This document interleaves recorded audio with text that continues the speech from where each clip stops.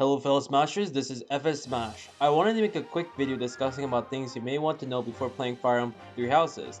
Nothing spoiler wise besides some mainline info about the game, and these are things you may or may not know, but regardless it's always good to touch bases with most of the info from Fire Emblem Three Houses.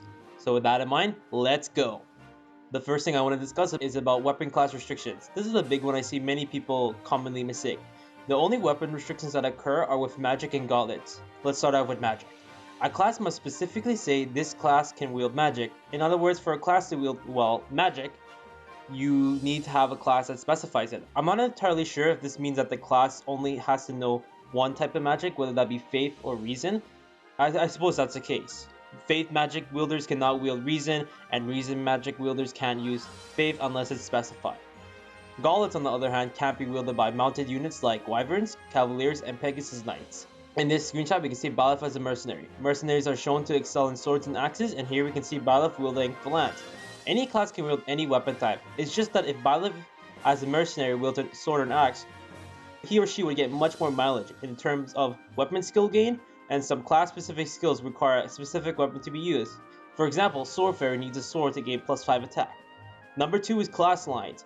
In Fire Emblem Three Houses, it's been advertised you can promote into any class of your choosing. You aren't required to promote into one class line. Let's say you start off as a fighter, a class specialized into axes, bows, and gauntlets. From there, you can still go into a sword-based class like a mercenary.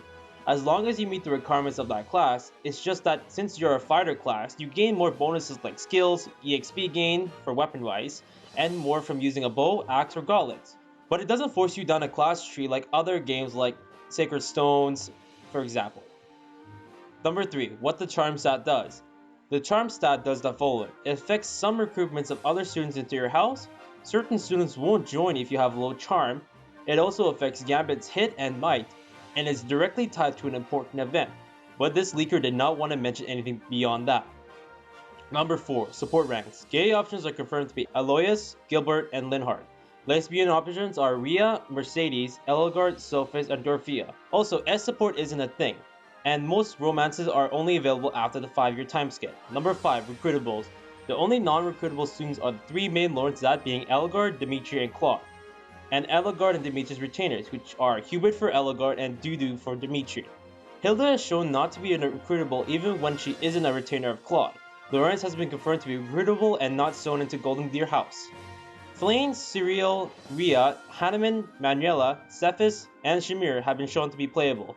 Aloysius and Catherine, gameplay-wise, is shown to have green HP bars rather than blue, meaning they are known to be green units so far, but Aloysius is confirmed as a romance option so that he might be playable. Also, some players have mentioned it's extremely difficult to recruit other students into your house, unless you dedicate Byleth to that student's wants. Another key thing to note is that teachers, Knights of Ceros members, and Cyril and Flane are known to be easier to recruit. Number 6 is the weapon triangle. The weapon triangle does exist, but it's been suppressed to say the least. A skill is required to learn to have similar effects to the weapon triangle. These skills are known as breakers, similar to that of Fae, Awakening, and I believe Fates. These are known as Sword Breaker for lances, Lance Breaker for axes, and Axe Breaker for swords. And imagine they act like the weapon triangle. Otherwise, if you don't have the skill equipped and with the corresponding weapon, I imagine the triangle would have an effect. Gauntlets and magics don't seem to be affected by breaker skills or have their own variant. And that's it for the video, guys. Thank you guys for watching this Fire Emblem Three Houses video. Please feel free to check them out. If you enjoyed this video, leave a like, it helps a ton, and to share this video on any social media, Discord, Reddit, wherever you feel like is most appropriate. Consider checking out my other Fire Emblem Three Houses videos if you enjoyed this one, and subscribe for more daily Fire Emblem Three Houses videos. And I'll see you fellow smashers in the next battle.